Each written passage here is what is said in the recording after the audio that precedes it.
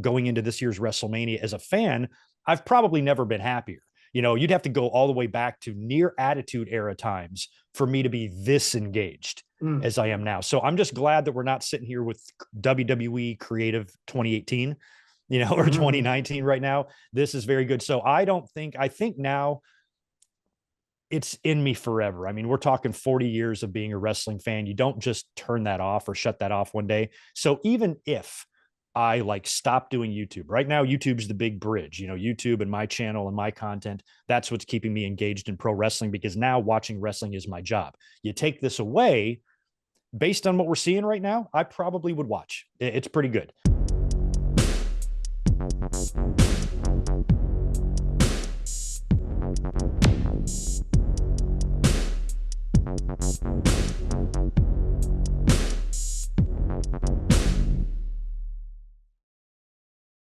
What's going on, guys? It's your boy, Tom Trarish, and stand back for another interview. This time, I'm joined by the one and only Greg Morgan from Good Might Work Commentaries. So welcome to the show. Thank you so much, Tom. It's great to be here. I appreciate the invite and looking forward to just kicking back and chatting with you a little bit. Should be fun. So if we take this back, my friend, where do you first discover wrestling as an overall fan?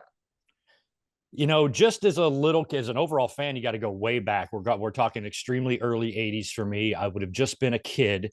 And when my parents were working, I was sometimes babysat by, family members, distant cousins and things like that. And I had a couple of young, like third cousins. I was kind of being babysat by their parents, and they had just piles and piles of wrestling magazines. And it was just me kind of sitting on the floor, thumbing through it. That's when I first understood and became aware of what pro wrestling was through a magazine. And from there, it was just kind of getting more into it, transitioning out of G.I. Joes and He-Man into pro wrestling and Hulk Hogan. And I was probably just about 5 years old and reading through magazines, and many of them were dated, like years old. So the pictures I was looking at were like 5 to 10 years prior to that. So I didn't even really know what I was looking at, but that's kind of when I discovered wrestling. And then when Hulk Hogan, came back to the WWE, won the title in '84. That's when I really started forming memories. Was right around that time. So I would go all the way back about 40 plus years now. That's very, very cool, my friend. You talk about the magazines being dated there, and what was the one magazine that maybe you read and you thought this is new, but then years later you were like, that was almost 2 years out of date, sort of thing. Yeah, well, back then I don't think I really understood. Just thinking about some of the pictures that I saw, like I remember seeing pictures of it's like my first memory ever of wrestling. It's matches between superstar Billy Graham and Dusty Rhodes in Madison Square Garden. And I probably didn't see those pictures until like 1983 or maybe even 84, whenever that would have been, probably 83. But those matches were 5 or 6 years old. So I don't think I realized that until I got older. Oh, those pictures I was looking at as a kid was from back in the day. So in terms of your question, I would probably say it was like a little wrestling book that I had that showed me things like Road Warriors and stuff. I'm like, who are these teams? And then when I saw them later on, I kind of put two and two together. So I guess I would have to say it would be something in the early 80s, realizing later that what I was reading was something 5 years dated or older, if that makes any sense. But I don't think I knew it at the time.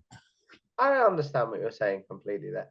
So when you do start forming, in your own words, core memories of wrestling, are you someone that's like, right, mom, dad, I need to watch as much of this as I can? Were you a videotape guy? Were you a Mhm. just magazine guy? How was your consumption of wrestling? I was everything. As a kid, it started out slow. I don't think I would make plans to necessarily watch wrestling, but I would watch it. And I was usually a follower of, the people that were taking care of me and stuff. They watched it. And so they kind of got me into it. Then when I was on my own, as a kid, I would just have to kind of remember to turn it on Saturdays and watch Superstars. I think it would be until I was like 9 or 10 or 11 is when I started communicating with my parents.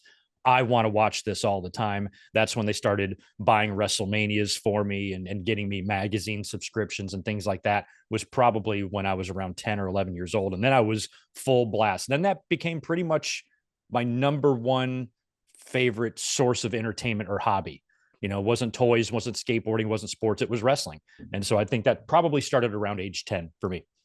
You talk about discovering wrestling so young. I'm curious to know, do you remember the moment where you realized, and I'm not going to use the F word because I find that offensive, I'm not going to lie, But when you discovered that wrestling was a predetermined show, shall we say, do you remember that moment at all?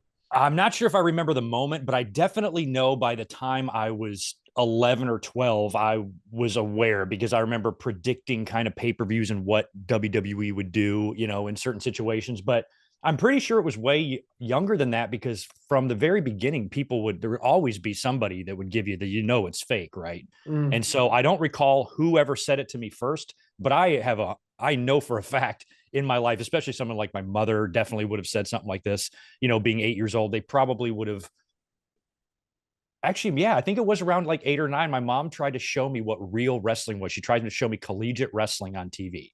Mm. And she goes, that's not, they say it's professional wrestling, but it's not real wrestling. Let me show you. And I'm like, I don't like this crap, mom. So I think I'll probably credit my mom with that because she was never huge into the wrestling. She was fine with me being a fan of it, but I don't think they did anything to protect the kayfabe. So I would say probably 9, 10, 11 years old, I was fully aware that it was all the work.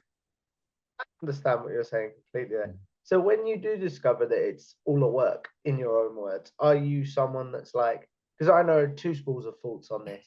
They put wrestling away for a while and they're like, nah, this isn't for me anymore. But were you almost more intrigued when you discovered it was a work? A little bit because I remember having really strange thoughts about how it all worked. I had myself convinced as a young kid that jobbers made more money than the stars. And my logic behind that was that they were going out there and getting humiliated.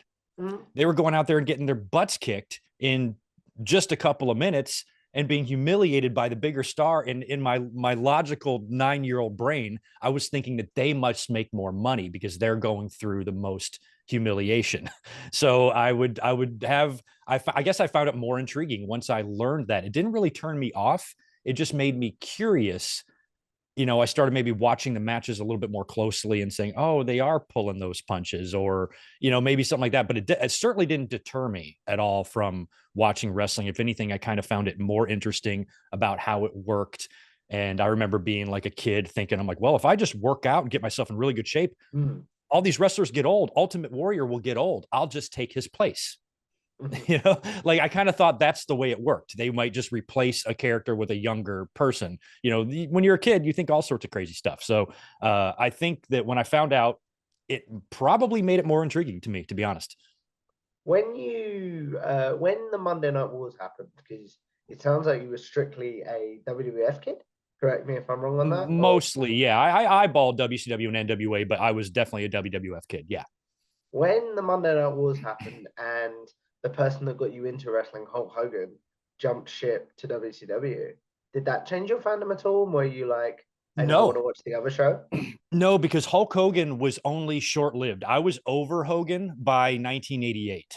So I had already kind of like Ah, moved on. I really did like him as a kid. And I was probably pro Hogan all the way up until 90, maybe, but it was right around when Bret Hart started getting on the map in the singles division and the Intercontinental title and things like that. My attention shifted from Hogan and Warrior to mm, guys like Bret. And Randy Savage was always my favorite, wrestler too. I liked him more than Hogan until Bret came around. Bret was number one, Savage was number two. But Hogan jumping to WCW, I was kind of over him. I was kind of a snobby, smark type of kid back then, yeah, to yeah. where I was very much just over Hulkamania, the WrestleMania 9 thing, winning it. That was a big turnoff for me. And then he was kind of gone.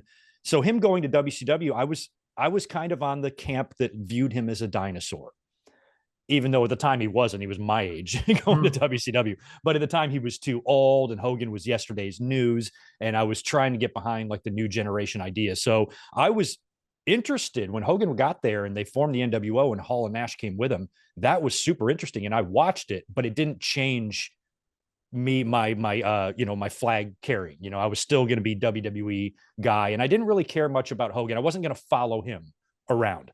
Mm. I wasn't attached to him in that way. I understand what you're saying there. You talk about thinking Hogan was too old.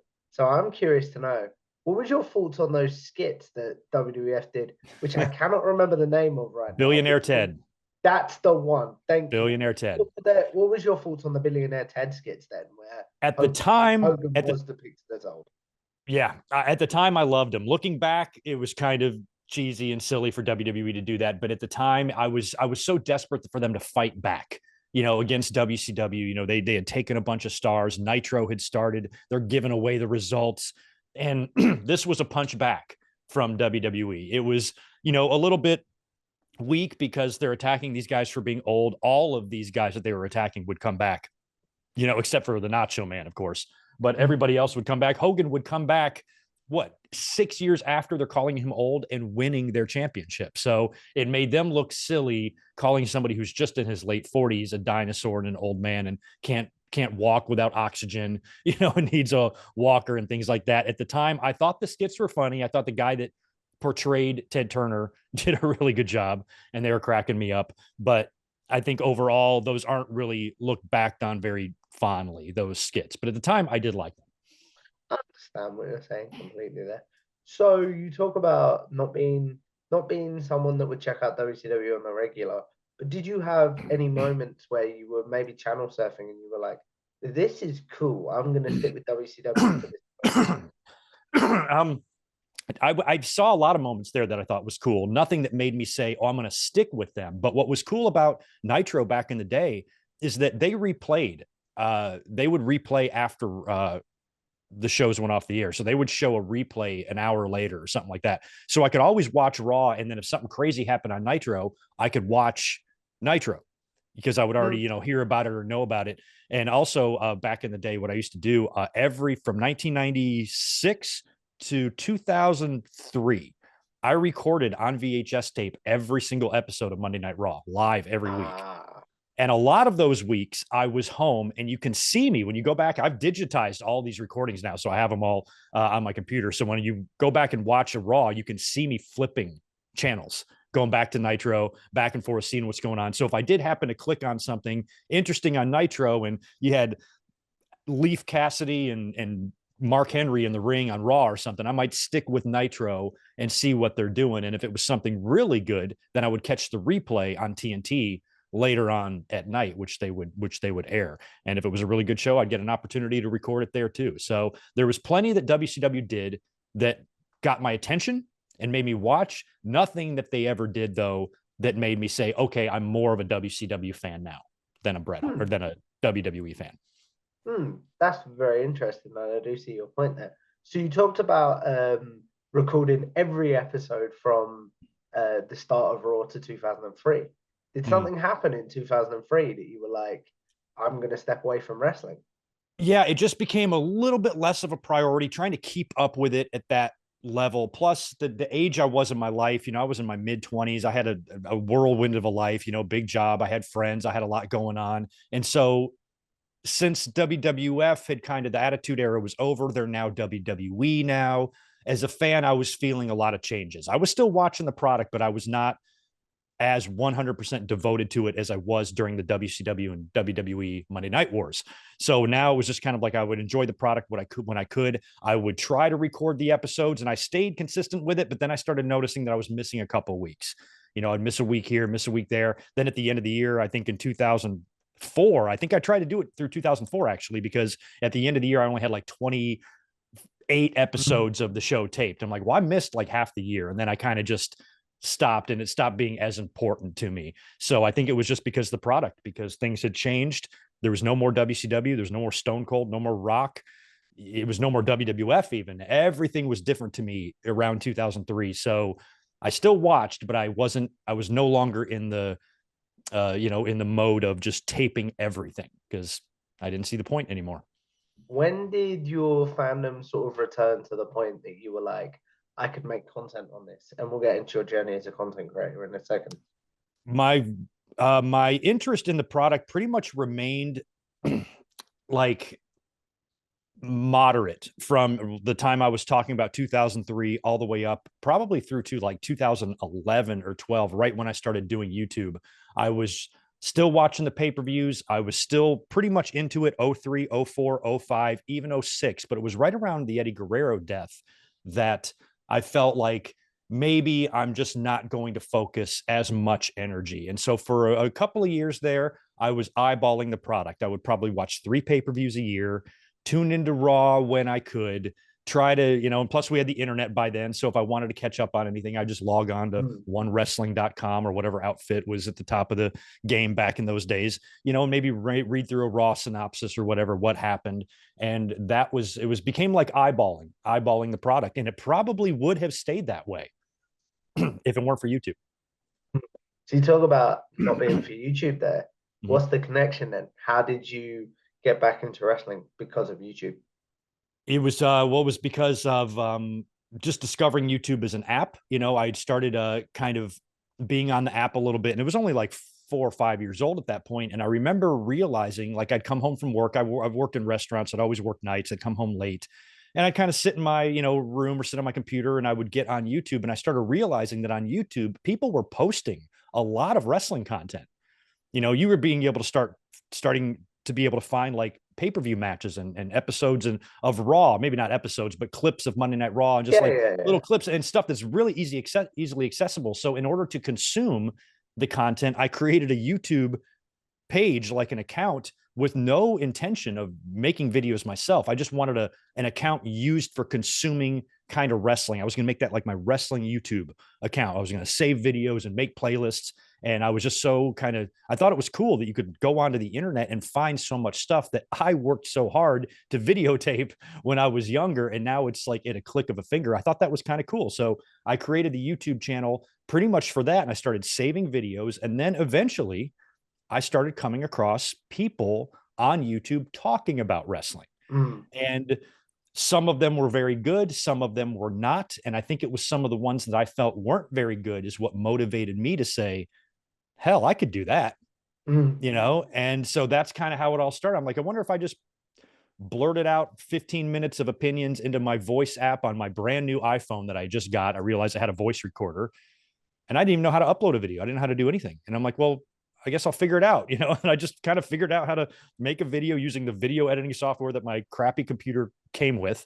And I just uploaded that as let's see what happens. And it took off, got me, some views, and the snowball started rolling. But if it weren't for that, me just sitting around one day and surfing YouTube and realizing that people are talking about wrestling, and I've always wanted an outlet, to talk about stuff. I have so many thoughts and memories and stuff in my head from all of my years. I've never had anybody other than friends to really talk about that stuff with. And I'm like, man, this could be like a pressure cooker lid. If I start talking, I might just have 10 years of stuff to say, because I haven't talked really to anybody other than just close friends about wrestling before. And so I was letting a lot out early, in those days, because I had so much, buried deep in me. It was just coming out, all of it, probably not very well, very, very primitive content for me back then, but it's how I learned and it's how I grew. And I think it was YouTube that rejuvenated my interest in wrestling, because those first 10 years of me doing YouTube were not very good product wise in WWE. So if I wasn't doing YouTube, I don't see how I would have watched. A lot of it was just really bad, in the last few years or so. So I think that YouTube kind of saved me as a wrestling fan. I might have walked away from it. I probably would have always been aware of it, maybe checked out the WrestleManias. I would have never fully 100% abandoned it, but I probably would have been mostly gone had it not been for YouTube. So you talk about being on YouTube for 10 years. At this point, correct? At 14 at this point. 14 years at this point. Yeah. So how have you seen YouTube as a platform change since you started your since you started your channel? I couldn't think of the word for a second. I do apologize. Yeah. It's changed a lot from what I remember. I mean, it's very different now in terms of just the interface and how you use it, but also the things you can do on it from a creator has gotten a lot better. I just started streaming only 5 or 6 years ago, 2017. Late 2017 is when I finally started doing live streams on camera. Up until that point, I was just recording it and laying down the track with some images is all I was doing for years there. So the streaming and the kind of the communities and stuff, I feel like has changed a lot. A lot of the engagement in the chats and things like that, how you can talk to people. I think a lot of that is different from what it used to be. And just, the various updates YouTube has made over the years, just, how you use the platform. I definitely feel I live on YouTube now. I watch a lot of YouTube. I'd rather watch a YouTuber build a house from scratch with his own two hands than watch a sitcom on TV. Like Oh wow. I really enjoy some of the content that I see. It's educational. I like to learn things and stuff like that. I watch van life channels. I watch physics channels.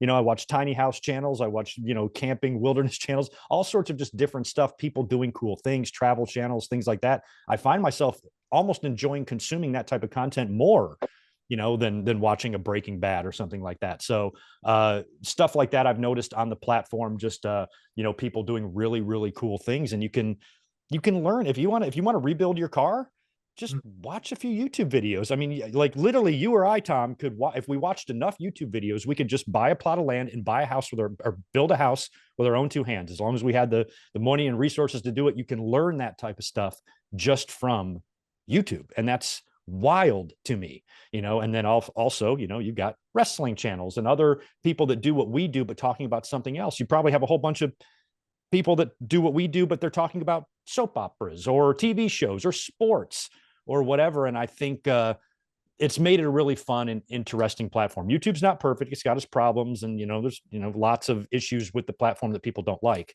But overall, it's rejuvenated my wrestling fandom, and watching the platform grow as my channel has evolved, has been pretty cool. I very much enjoy being on YouTube and using YouTube as an app. You talk about your channel evolving as YouTube has evolved. How have you maybe changed from your original style in terms of maybe making more short form content, because YouTube shorts are the Mhm. things that seem to be, what's the word I'm looking for? Like Yeah. all the range, for lack of a better word now. Yeah. Like that. Yeah. So I've given how have you changed your content as YouTube has changed? a lot. My content's changed a lot. I have tried the YouTube Shorts. I've got a few of them up. They do well. Some of them do really well, and so they can get you some good attention and a good batch of subscribers if you get one that kind of goes viral. And those do tend to do very well in the YouTube Shorts. But my content in general, like I said, has changed a lot. Like when I first started, I had no equipment. The only thing I was using, Tom, was my phone, and I was using the recorder app. I would record my thoughts, then I would put them on my computer. I would lay them down. I'd edit out the BS, and then I would, just do images. And I would basically be a podcast. You would only hear my voice. I was never on camera with my face because I was just using my voice to record. And then after that, around 2015, I'd been in it for about 5 years. And those first 5 years were just casual. During that entire 5-year run, I felt like I would quit anytime. It was just when I had time. I had no obligation, no schedule. I wasn't to the point yet where I was dedicating myself to be there on certain days. I was only making videos when I felt like it. And sometimes 3 weeks would go by and I wouldn't make a video. It wasn't until 2015 when my subscribers started to grow and I had a couple of videos really pop off with some views that I started taking a little bit more seriously. That's when I started the website so I could upload my audio podcasts to the podcast feeds.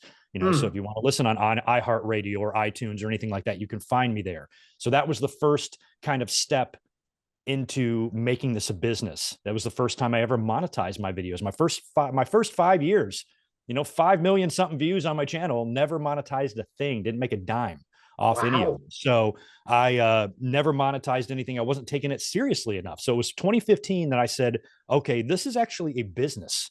You need to treat this like a business.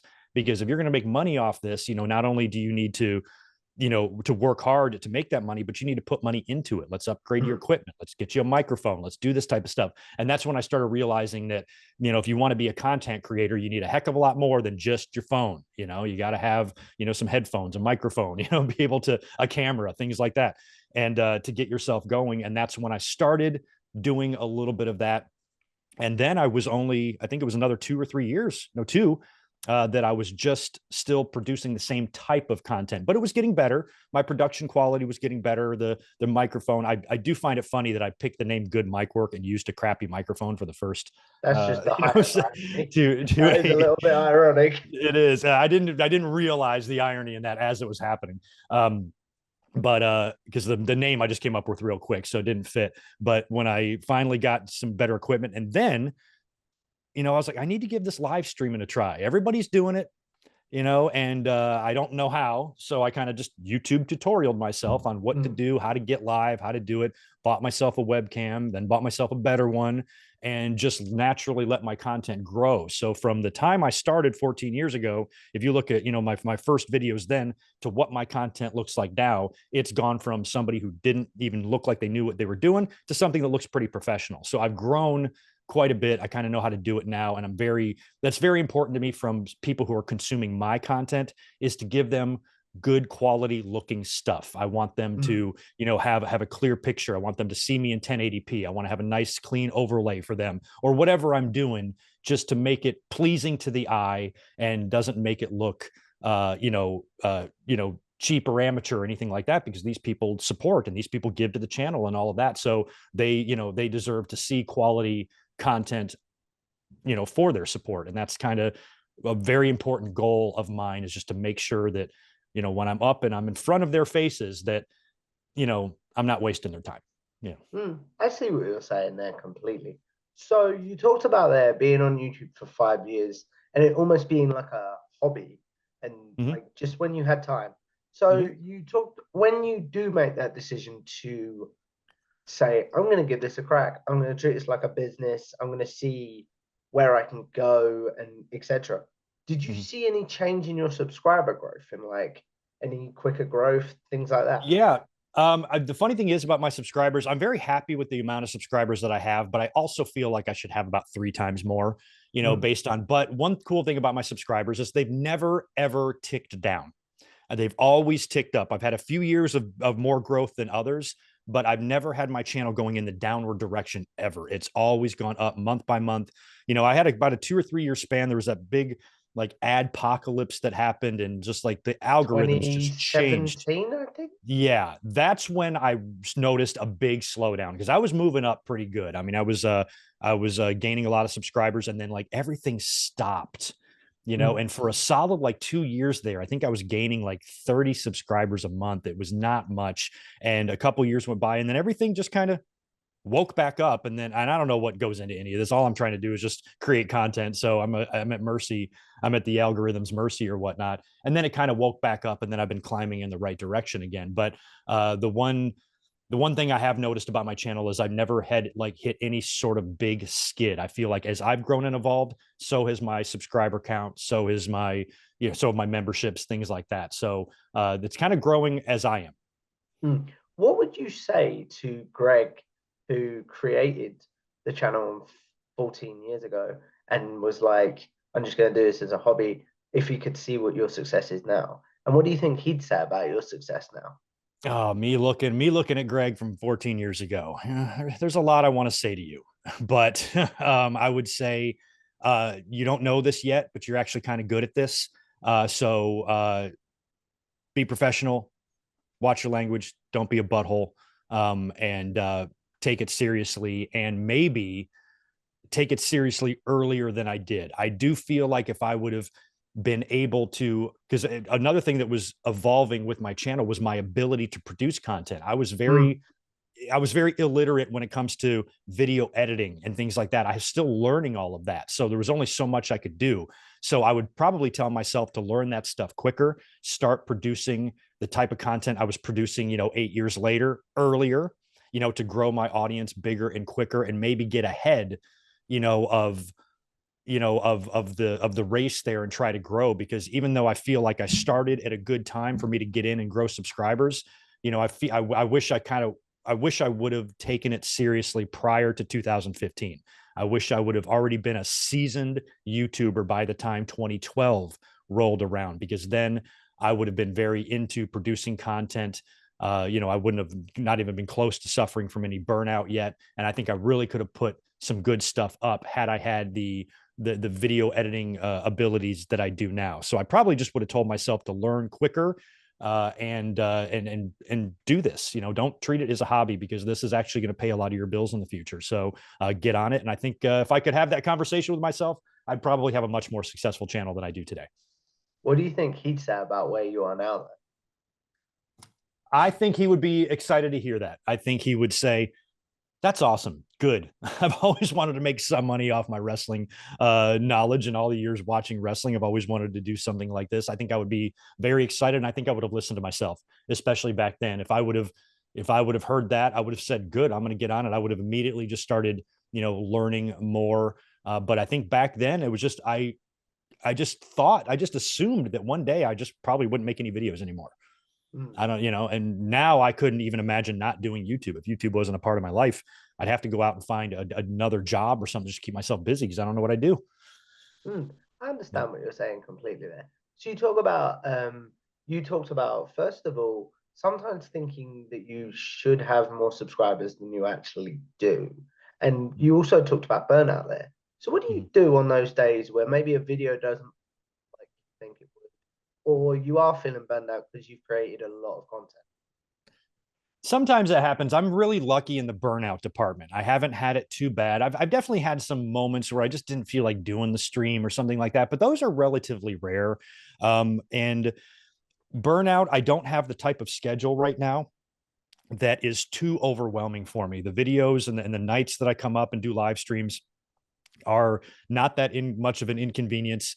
I think where my content has suffered a little bit is my ability to do extra videos, do Mm. recorded videos, uploaded releases, stuff like that has fallen off on my channel over the years because I just don't have time to do it. But I'm still creating more content than I ever was. But some of those videos maybe suffer from a little bit of burnout, on a day that I have off. I could bust out a review, but I just want to just settle down and take a break from it because I don't want to burn myself out. Right now, we're in the middle of WrestleMania season, and there's pretty even without WrestleMania season, there's really not a day that goes by where I'm not doing something channel related.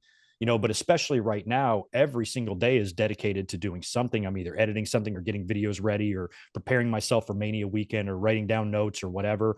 So, when it comes to having burnout other times of the year, I just might have a slow week. I just might, make sure that I just take 2 or 3 days off from really concentrating on anything other than maybe just eyeballing some wrestling news and then just waiting till the end of the week and just make my notes for the podcast. Cause I do a podcast every Saturday. So generally Mm. around Tuesday, I'll open up a document and I'll start hitting it with stuff. Make sure you talk about this, make sure you talk about that. And I'll do that throughout the week. That way I've got a good, kind of list of stories and things that I want to discuss. So if I'm having like a burnout week or things are really busy, maybe I'll just wait until Friday and do it all then, but I've never had a point where I've been burnt out to where I've had to post a notes app, a 4-page notes app on Twitter explaining, why I'm stepping away or anything like that. I've been very lucky. I haven't been burnt out. I enjoy doing it. It's fun. I got a great community of listeners and subscribers that are great in the chat rooms, and they engage and they're fun and they support, and they're all genuinely good people. And so I enjoy, being up and all of that. So Mm. I've been lucky, even though I've been doing it for 14 years. I've been lucky that burnout has not hit me too hard yet. No, I see what you're saying completely there, and that is very cool. So you talk about again doing this for 14 years and stuff. Who are some of the channels that you're like you might have seen come up in these 14 years and you're like, I knew they were going to be very big. And Oh then yeah. are there any channels that you're like, they should have been bigger? Like, I don't know what happened to them. They should have been bigger. I'm trying to think from back in the day. A lot of people that I really like and watch in terms of wrestling content kind of came around after me. So, at the time, I will shout out NoDQ.com. Mm. The very first video I ever posted, one of them must have seen it. They posted it on their website, and that got maybe like 1,000 views or something. But when I log on to YouTube, when you have no subscribers and you see that your video has 1,000 views on it, you're like, what the heck? So that got me that initial little boost of subscribers, and so I kind of became aware of their channel. But that was one of the only early channels that I remember from back then. Otherwise, the channels that I have watched or admired or felt like they've done good work all have. I haven't seen anybody that I feel like should have more subscribers than they do, other than me, to be honest. Everybody that I like has a good amount of subscribers. They do well. They're very successful. So I'm trying to, off the top of my head, I know I'm sure some exist, but off the top of my head, I can't think of anybody YouTube wise that I've really liked that I felt like should have more subscribers than they do, because everybody that I like does really well. I'm just kind of scrolling through my subscriber list here and see if there's Yeah, yeah. anybody that like sticks out to me from back in the day. But even if I did stumble across maybe a wrestling channel back then that was smaller, they've long since left the platform in some way. So a lot of people that I like, I've kind of discovered more recently, like, since I've been doing it. So yeah, I'm looking through my subscribers here. Yeah, there's nobody that I can think of like me that I have that same feeling about. Oh man, Greg should have more because that's one of the biggest things that my subscribers tell me. Like, you should have more subscribers. And I'm like, I know, but I'm still happy with the support and everybody that I have. I don't take that for granted at all. Mm. So yeah, I can't really think of anybody that I think, kind of deserves more, because everybody that I like has a lot, and they deserve the success they've had. You talk about your subscribers saying you deserve more and things like that.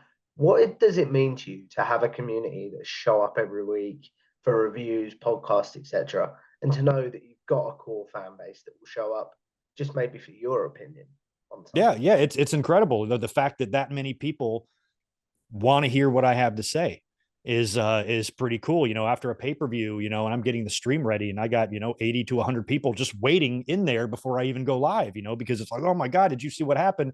Can't wait to hear what Greg has to say. But even beyond that, just the regular streams that I do, you have a lot of just the loyal people, and I know what that's like because I'm loyal to other YouTubers. There's people that I just watch kind of religiously. So for me to be that for somebody else is kind of surreal and tough for me to wrap my head around. The fact that I do have such a loyal group that every time, I'm doing a stream or a chat, I see a lot of the same faces. They're very generous with their time, their engagement, their donations, their questions, whatever they want to say. And a lot of it is the same names, and then they tell their friends, and it slowly grows. And so even though I would really like to do this full time for a living, I'm still happy that this does supply me with partial income, and it's been really, really fun doing it. And it's cool to be somebody that can be an escape for somebody else. A lot of people will say that in comments or in Yeah. maybe direct messages. Hey, just want to let you know, I appreciate your work. I'm going through a tough time, and your channel, your videos are an escape. And I get that type of message a lot. And it really makes me realize, maybe how much people do out there, just struggle in life or mental health, and how consuming content, whatever that might be, is an escape. Because I have, like I said earlier, I'd rather just watch somebody build a cabin in the woods. That's my escape.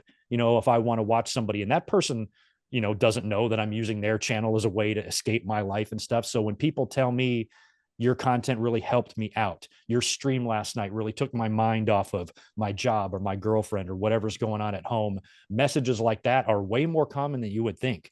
And that is one of the biggest motivations for me to keep doing this, is because a lot of people have reached out and said, your content helps me. That might sound crazy to me, that Mm. me flapping my gums about wrestling helps somebody, but it does. And so I don't take that lightly. That's a responsibility, that I want to be here. When I say I'm going to be here and I commit to a schedule, I want to be here. People expect me to be here. So I don't take stuff like that for granted, when somebody tells me that. You talk about not taking that for granted and stuff. How do you make sure that Greg is still a wrestling fan though? What is your current fandom? Where are you in your current fandom and things like that? And how do you Right make sure now, you maintain a wrestling fan? I've never been happier. I mean, we've dealt with so much bad stuff for the past like 10 years in wrestling. Like, it's gotten so good, since AEW started, and then the Vince McMahon stuff and the changes we've seen in WWE creatively going into this year's WrestleMania. As a fan, I've probably never been happier. You'd have to go all the way back to near attitude era times for me to be this engaged Mm. as I am now. So I'm just glad that we're not sitting here with WWE creative 2018, or Mm. 2019 right now. This is very good. So I think now it's in me forever. I mean, we're talking 40 years of being a wrestling fan. You don't just turn that off or shut that off one day. So even if I like stop doing YouTube right now, YouTube's the big bridge, YouTube and my channel and my content. That's what's keeping me engaged in pro wrestling, because now watching wrestling is my job. You take this away, based on what we're seeing right now, I probably would watch. It's pretty good. I'd probably watch both companies. I'm really enjoying what I'm seeing from both. So I think in terms of where my fandom is, it's here to stay. If it was ever going to leave, if I was ever not going to be a wrestling fan, that would have happened already if I didn't start YouTube, So, and now I'd probably Yeah. be being, and if I never would have done YouTube and I quit watching for 10 or 11 or 12 years, and now I'm starting to see The Rock come back, I'd be like, what's this all about? And then if I tune in, I'm like, who's this Roman Reigns guy? I probably wouldn't know anybody. So I'm glad that I stuck with it because now it's paying dividends. So I think I'm a wrestling fan for life. It's ingrained in me forever. I don't think it's ever going to be able to be removed from my life or my blood or my brain or anything. It's here to stay. So yeah, I think I'm probably about as big of a fan as I've ever been right now. That's so cool. Yeah. One thing I want to talk about before we look at wrapping this up, because believe it or not, we've been going nearly 45 minutes. I do Wow. want Yeah. to be respectful of your time, my Oh friend. yeah, of course. Don't worry about it. We're good. So you talked about there. First of all, what are some of your goals for the channel, like in 2024, as we record this? 2024, my goals are just to continue growing. I have been working on a couple of things behind the scenes. There's some changes because I'm always about changes. I constantly feel like, you got to change things up, evolve, come up with new ideas or give, a facelift or a new look or something. So my goals for 2024 is to, at the very minimum, produce the same amount of content I'm producing now, and maybe add a couple of different elements to try to grow my channel and keep the Mm. subscribers moving up. I've been happy with the way they've been moving up, but if I ever want to get that YouTube play button and I want to get 100,000 subscribers, I I'm need to double surprised my. you don't have one. I'm not Yeah, I gonna know. It's like lie. I need to double my audience. So I need to work hard to make sure I do that. And I really, really would love to do this for a living full time. But right now I'm about 2 to 3 times smaller than I need to be to do that. So, if that ever wants to be reality, I need to grow and I need to grow a lot. So if I'm going to work hard and create content, make sure it's content that will grow my channel. I just don't want to tread water. I just don't want to do the same things I've always been doing because, especially if that hasn't grown your channel. Luckily, everything I've done has grown. But if I was doing something that wasn't growing my channel, I would look to do something different. So my goals are just to continue to work hard, be here for the podcast, for the raw reviews, and hopefully create and post some more content this year that might catch some eyeballs and maybe get my channel moving. And I do have some ideas on how to just add a little bit of spice to the channel a little bit Mm. this year because like I said, I do have a good community. We do got a good chunk of channel members. The subscribers are growing and people are kind and nice and generous. And I've got a good family of supporters and listeners, and I only want that to grow. So my goal is just to keep working hard. That's it. Mm. That's very, very cool. I think I know the answer based on how this conversation's gone, but because of just the format of how my show works, and these are like staple questions, I feel like I should ask you if that's okay. Yeah. Um, so first of all, Greg, do you view your channel as a success, first of all? And if you did step away from YouTube, what would you want your overall legacy to be as a creator? What was the first question? You said, I'm sorry. Do You you asked view me, it as a success? do I view it as a success? I do view it as a success. I used to not. I used to feel like how I told you, I feel like I should have more subscribers, but it wasn't until I started informing other people in my life about what I do, because I didn't tell everybody, didn't tell all my friends, and stuff like that. And when I started telling a couple of people, they're like, dude, you are very successful. What are you talking about? Mm. And so I try to just, I'm always about, I think I'm always comparing myself to bigger channels, but in the realm of YouTube and wrestling podcasts, everybody has a podcast now. And if I Mm. were to start my channel tomorrow, I would not have the success I have. So I'm very lucky that I started when I did, and I was able to grow the community. I'm the little channel that could, is what I Yeah. always call myself because I've been a smaller creator, but I've slowly and slowly grown, to where now included in the conversation with a lot of other big creators. That's how I discovered Salamonster, is because people were telling me, I like you and Salamonster, and I started hearing my name with his a lot. Let me check this guy out. Oh my God, he's brilliant. He's absolutely brilliant, Mm. super nice guy, and very smart. And so when I kind of measure myself to bigger channels, but really I should measure myself in the community. So I think whenever I don't consider myself a success, it's because I'm looking at channels with 200, 300,000 subscribers, but no, in the grand scheme of wrestling podcasts on YouTube or wrestling channels on YouTube, I think I'm one of the longer staying ones, one of the better Mm. known ones. And, even though my subscriber count, at 42,000, isn't setting the world on fire or anything, it's nothing to shake a stick at either. So I've kind of changed my tune now to where I'm like, no, I need to understand and acknowledge that I have had success here. Maybe just not as great as I want, but it still exists, and it's what a lot of people haven't been able to accomplish. So I definitely view it as a success. If I ever left the community, in any way, I hope that I don't. What my legacy would be, it's kind of like how wrestlers, sometimes wrestlers always say, I just want to be remembered as a good hand. Want to Mm. be remembered as somebody that just went out there and kind of knew what they were doing, didn't embarrass themselves, didn't have a bad reputation.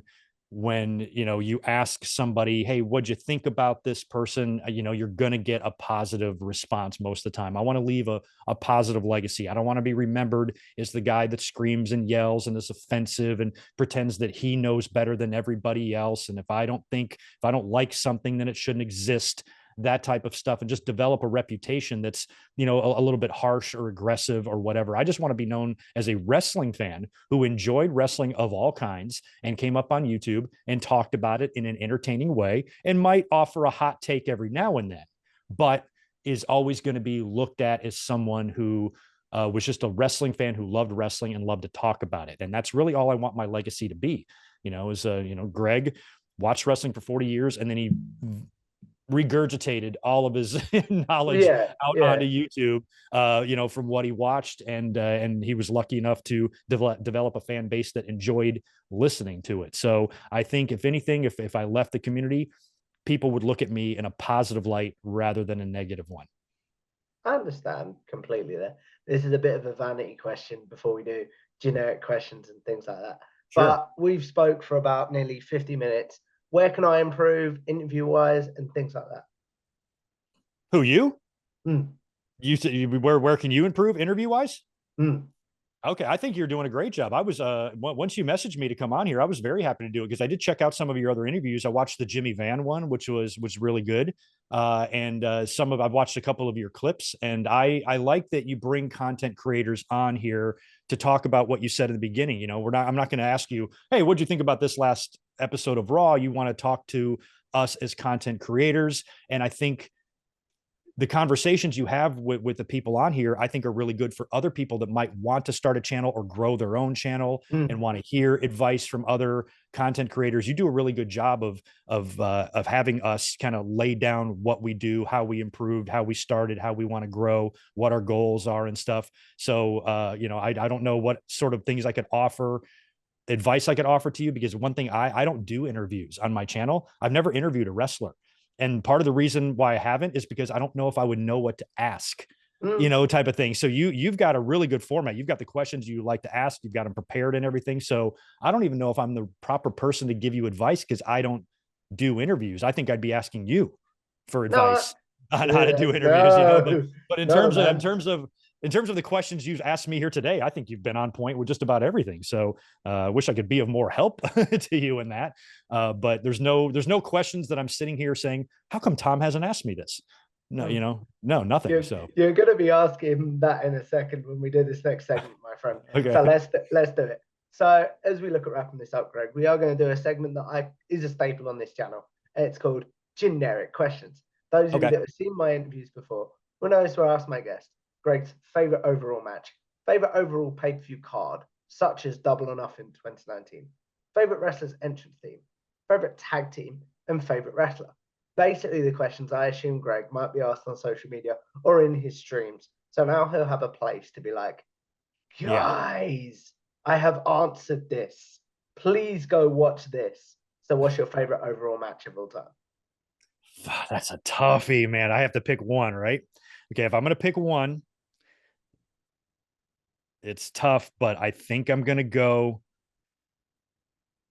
Oh, it's a tie. I'm going to go Bret Hart, Steve Austin, WrestleMania 13. Mm-hmm. There's no touching that drama.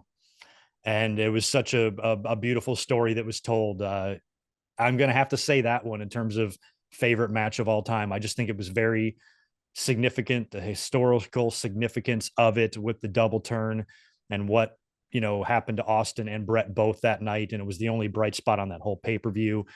And I just think I never look at that match and not smile and recognize how important it was. But narrowing it down to one, there's a whole bunch of criteria. I would love to say Bret Hart, Mr. Perfect, SummerSlam 91. I would love to say Undertaker and Shawn Michaels, WrestleMania 25. I'd love to say Kurt Angle and Shawn Michaels, WrestleMania 21. But when you come right down to it, that match, that iconic image of Austin and the blood and the passing out, I'm going to give the nod to that.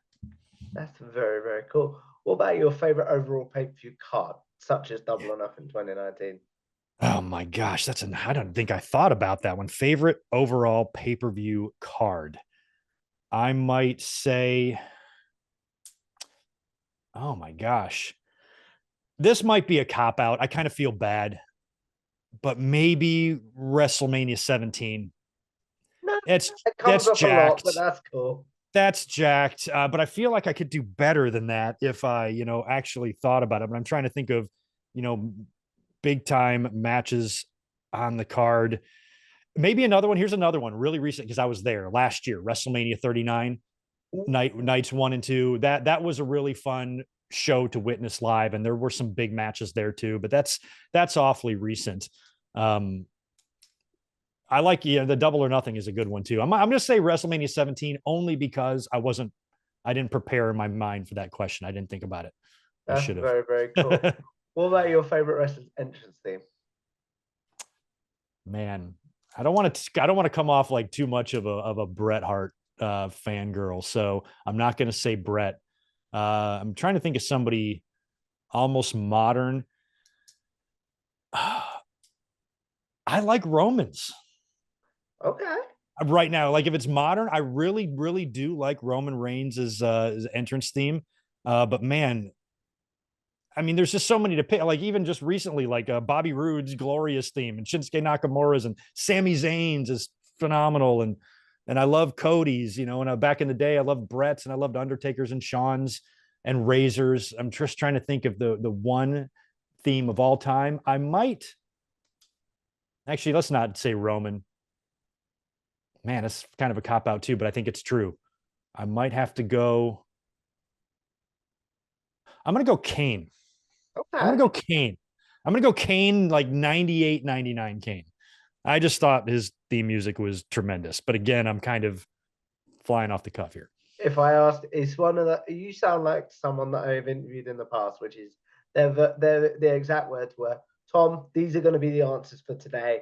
But if you ask me Yeah. these questions tomorrow, I could give Yeah, you a it complete might be different different. answer. Exactly. A lot of my, yeah, because after I think about this, after you post this video, I'm like, oh, I should have said what's his face or whatever. I'm like, I want to say Stone Cold. Stone Cold's got a great theme, but so does The Rock. And sometimes I like to sing Sexy Boy. It just depends Man, on we what mood just I'm live in. in a golden age of wrestling. Should we just We say do, that? yeah, we do. At least we're living here and not in the '50s when there was no wrestling theme music at all. So at least we get a lot of variety. That's for sure.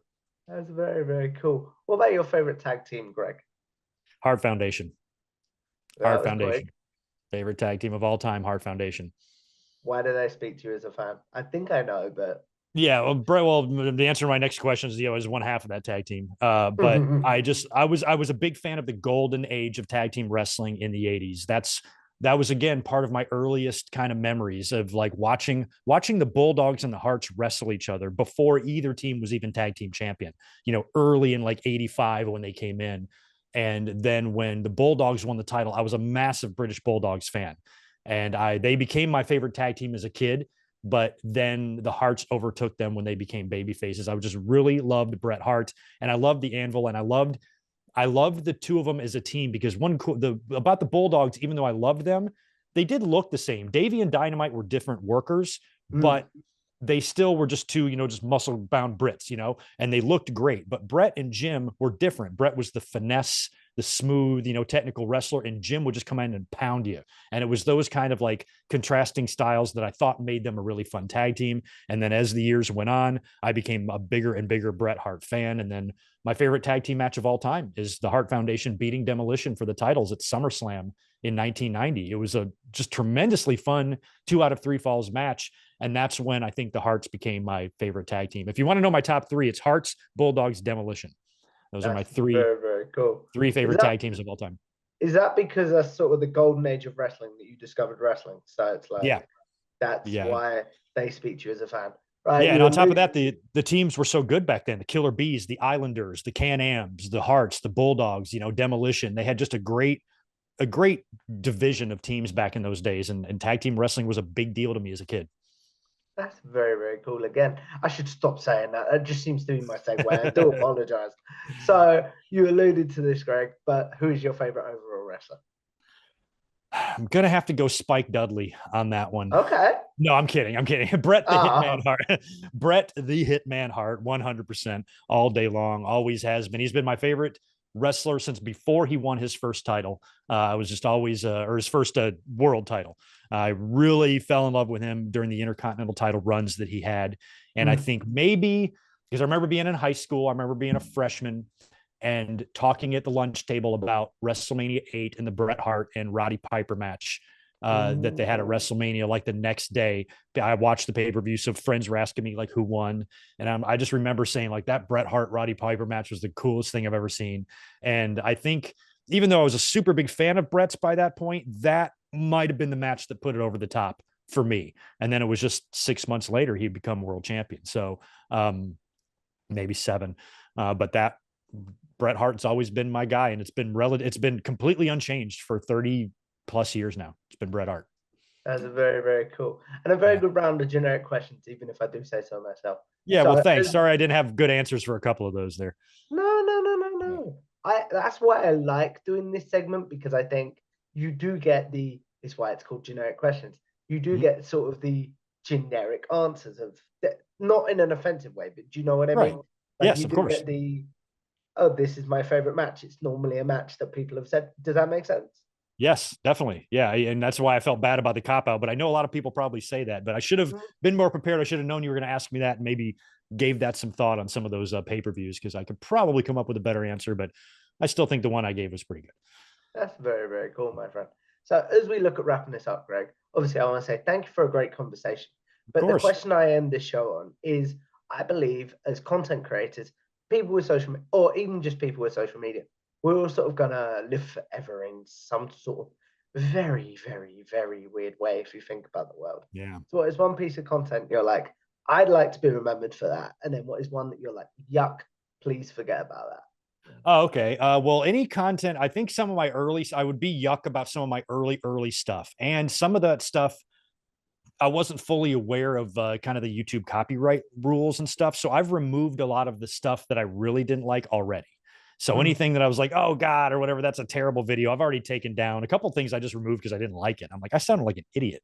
So mhm, I didn't, I just wanted to get it off of there. So I think if the answer to that question would be probably my first couple of years when I started doing content and I had never done any sort of podcast or speaking into a microphone at all. And I hadn't quite learned, how to articulate my mm, point yet. It was, like I said, it was like a pressure cooker of stuff in my brain that I've never talked about with anybody before. And then I like open the floodgates and a lot of stuff wants to come out without me being able to like kind of chop it up and organize it.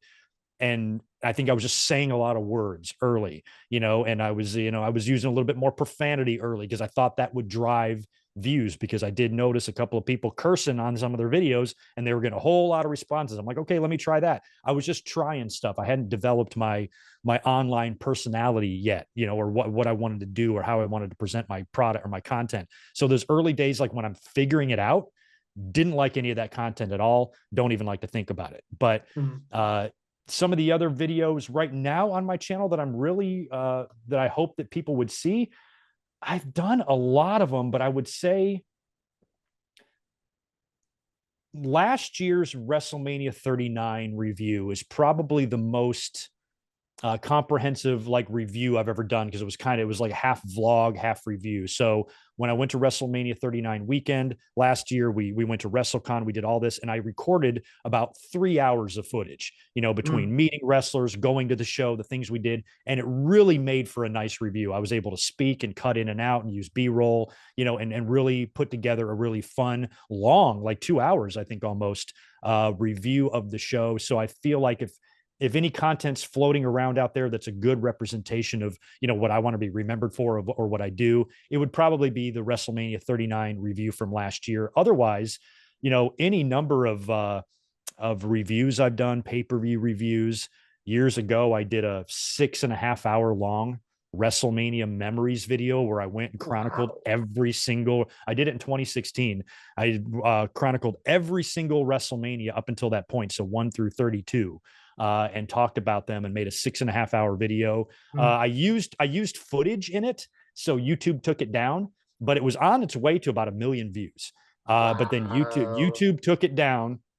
I reposted it. It's got about 100,000 views on it now, from the re-upload all those years ago. But I had to redo the video and put in just still images. But even back then, even all those years ago, I remember Solomonster shouted me out in his podcast. Happened to come across that video on YouTube. And he's like, I just want to shout out Good Mic Work. He did the 6 hour video. Must have been a long project and a lot of work to get that done. Just want to tell him I liked it, thought it was great. And people were, tweeting me, oh, you just got a great shout out or whatever. So I think that's another big one that kind of represents the type of content that I like to do. But again, even that video is old now, and it's not a good representation of what my content looks like, because now I think, I've really grown and improved in that aspect in terms of, having appealing looking stuff on the Mm. screen. But that still is a very good example. That WrestleMania Memories one, or just the review I did last year for WrestleMania 39.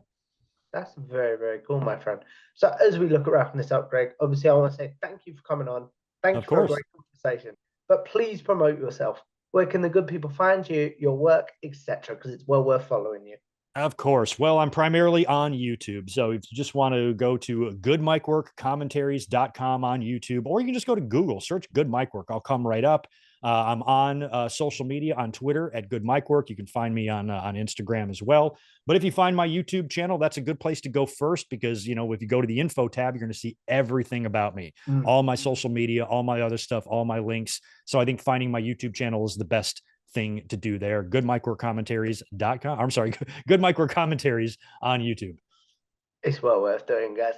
Not only Yeah. one of the hardest working people in this space, but one of the nicest as well. So if you guys like this, make sure you like, share, and subscribe to Tom Talks Irish on YouTube. Follow me on Twitter or X at Tom Talks Irish, and I will see you in the next one. Goodbye now. Take care.